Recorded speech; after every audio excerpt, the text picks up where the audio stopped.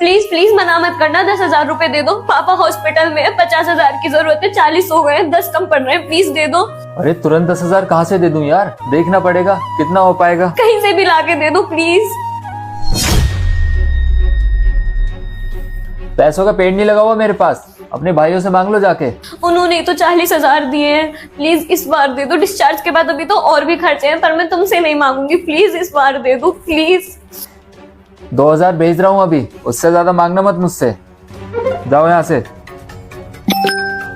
पर तुमने तो बोला ना जाओ अभी। हर कदम पे मेरा साथ दिया, सुनी सबकी पर किया दिल की। बस इतना ही तो चाहिए एक साथी से, जो फर्क समझे सही और गलत के बीच की। प्लीज प्लीज मना मत करना, 10,000 रुपए दे दो। पापा हॉस्पिटल में। अंजलि कॉन्ग्रेचुलेशन, आपकी इस घर में ये पहली चाहिए।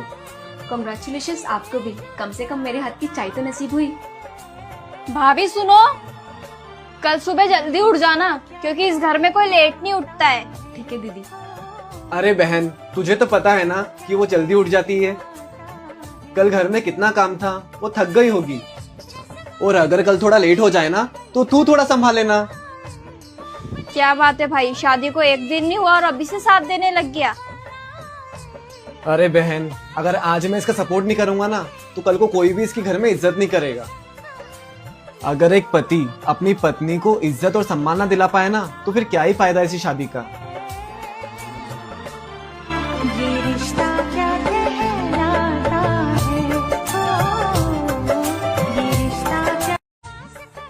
अंजलि कॉन्ग्रेचुलेशन।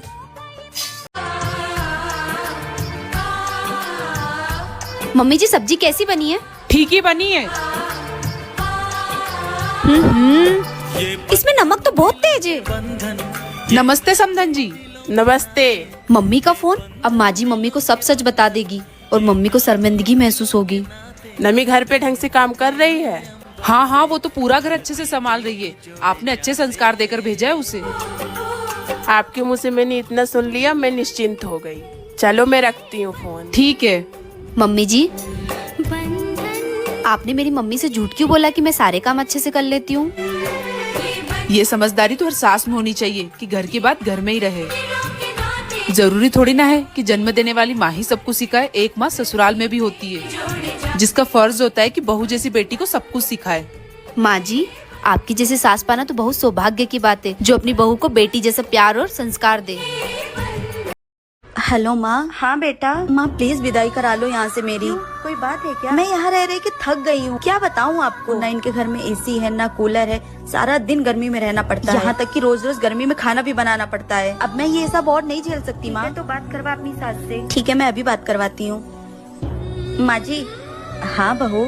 मम्मी बात करेंगी आपसे। हेलो। हाँ समधन जी, प्रणाम प्रणाम। मेरी बेटी की विदाई कर दीजिए, उसे वहाँ पे सुकून नहीं है। आप लोग गर्मी में उससे खाना बनवाते हैं, ऐसी सास होने से अच्छा है कि मेरी बेटी बिना सास के ही रहे। समधन जी, एक का तरीका है बात करने का और विदाई मांगने का। एक तो आप पूरे 1 साल बाद फोन करके विदाई मांग रही हैं और वो भी इस तरह से। आप बताइए विदाई करेंगी या नहीं? हाँ करूँगी। आप कल अपने बेटे को भेज दीजिएगा और ले जाइएगा यहाँ से। बहू जाओ, जाके पैकिंग कर लो, लेकिन मेरी एक बात हमेशा याद रखना, अपने माँ के संस्कारों से बाहर निकलने की कोशिश करना। ऐसे घर नहीं चलता है बेटा। हेलो माँ। हाँ बेटा। माँ प्लीज